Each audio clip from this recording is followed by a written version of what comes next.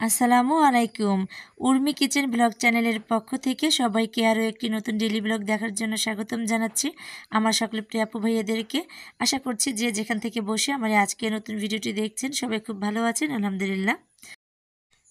এখানে আমি কিছু অনলাইন থেকে মেথি গুঁড়া আর হচ্ছে ফেস ওয়াশ আর হচ্ছে মাথায় দেওয়ার একটা তেল, তো এগুলোই অর্ডার করেছি। আমিনুলও মেথি গুঁড়া অর্ডার করেছে, ও কিছু বই অর্ডার করেছে। আমিনুল সবসময়ই কিন্তু কিছু না কিছু অনলাইন থেকে অর্ডার করে, তো আমিও ভাবলাম যে অনলাইন থেকে কিছু অর্ডার করি। তো এমনিতেই আমি কোনো কিছু কিন্তু অর্ডার করি না, যখন যেটা প্রয়োজন হয় মার্কেটে গিয়ে কিনে নিয়ে আসি। কিন্তু এখন এই যে অনলাইন থেকে অর্ডার করেছি। আর এই যে আমার হাতে যে গুঁড়োটা দেখছেন, এটা আমিনুলের জন্যই এনেছে। আমিনুল যদিও আস্ত মেথিটাই আনতে চেয়েছিল, কিন্তু ওকে গুঁড়োটাই দিয়ে দিয়েছে। আর আমি আস্ত গুঁড়োটাই এনেছি, সেটা তো দেখিয়ে দিলাম।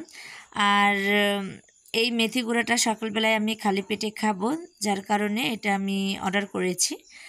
আর আমিনুল এই যে প্রয়োজনীয় কিছু বই অর্ডার করেছে। আর এখানে এই যে এটা অর্ডার করেছে, এখানে সূরা ইখলাসের কিছু আয়াত, মানে পুরো আয়াতটাই লেখা আছে বাংলা এবং আরবিতে, সেটাই অর্ডার করেছে। আর আমি কি অর্ডার করেছি সেটাও দেখিয়ে দিয়েছি।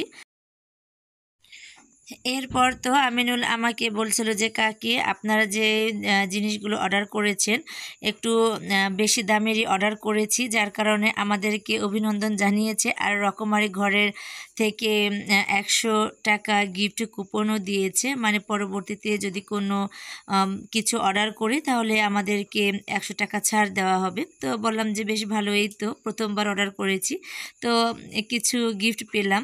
যাই হোক, বিষয়টা বেশ ভালোই লাগছে।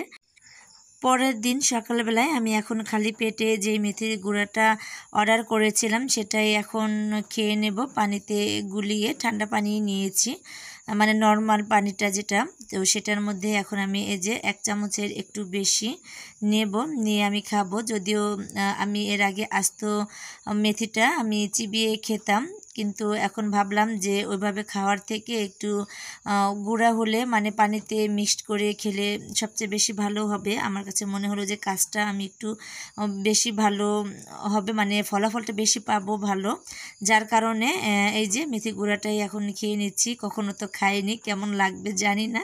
তো এই যে এখন আমি ঢকঢক করে পুরো গ্লাসের এই যে মেথি ভেজানো পানিটা খেয়ে নিচ্ছি। একটু কষ্ট হয়েছে, তারপরও অভ্যাস হয়ে যাবে। আর এমনি তো আমার এগুলো খাওয়ার অভ্যাস আছে, তো খেয়ে নিয়েছি। এর থেকেও অনেক তিতো জিনিসও আমি খেয়েছি, মানে পানীয় যেই টা হয় আর কি, সেটাও আমি খেয়েছি, কোনো সমস্যা হয়নি। তো যাই হোক, সকালে নাস্তা রেডি করে ওদেরকে খাইয়ে দিয়ে পাঠিয়েছি স্কুলে। ওদের তো পরীক্ষা চলছে, তো পরীক্ষা দিতেই চলে গেছে শশী।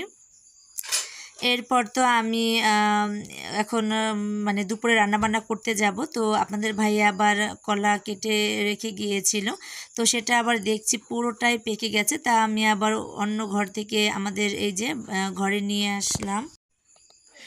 তারপরে তো রান্না করতে যাব। ঐশী পরীক্ষা তো দিতে গেছে, ও এখনও আসেনি। তো মমিনুল আর শশী পরীক্ষা দিয়ে বাড়িতে চলে এসেছে। তো মমিনুল বলছিল যে পিঠা ভাঙানোর জন্য মেশিন এসেছে, মানে চাল দিলেই মেশিনের মধ্যে পিঠা হয়ে বের হয় আর কি। তো এটাই বলছিল যে আম্মু ভাঙাও। তো বললাম যে জাহেদা চলো তো দেখি একবার।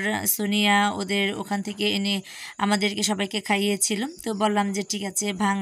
আর শশীও খুব বায়না করছিল। তো সবাই চলে এসেছে যার যার বাড়ি থেকে চাল নিয়ে, আর আমাদেরকে দেখাচ্ছিল পিঠাগুলো কেমন হবে। এটা আমি তো বলি যে এটা একটা পাঁপড়ের মতো হয় আর কি।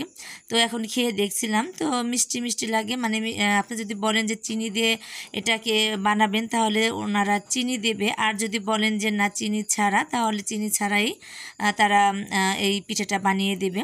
তো এখন এই যে সবাই চলে এসেছে এক এক করে পিঠাগুলো বানানোর জন্য। আর এই যে দেখুন কিভাবে পিঠাগুলো বের হচ্ছে, চাল দিয়ে দিচ্ছে। এখানে যে চালগুলো দেখছেন লবণ আর চিনির পানি দিয়ে মিক্সড করে তারপরে এই যে মেশিনের ভিতরে দিচ্ছে, যেটার ভিতরে দিচ্ছে, আর ওরকম পিঠে হয়ে বের হচ্ছে আর কি। তো আমার কাছে দেখতে তো ভীষণ ভালোই লাগছে। তো জাহেদাও ভাঙিয়ে নিচ্ছে, এরপর আমিও পিঠা বানিয়ে নেব। তো প্রতিদিনের মতো আমার সকল প্রিয় আপু ভাইয়াদেরকে মনে করিয়ে দিচ্ছি এবং রিকোয়েস্ট করে নিচ্ছি, ভিডিও শুরুতে যারা লাইক দিতে ভুলে গেছেন প্লিজ ছোট করে একটা লাইক দিয়ে দিবেন। আর আমার চ্যানেলটিকে যারা এখনও সাবস্ক্রাইব করেননি, আমার আজকের ভিডিওটির কোনো অংশ ভালো লেগে গেলে সাবস্ক্রাইব করে পাশে থাকার বেল আইকনের অল অপশনটি প্রেস করে আমার পাশেই থেকে যেতে পারেন।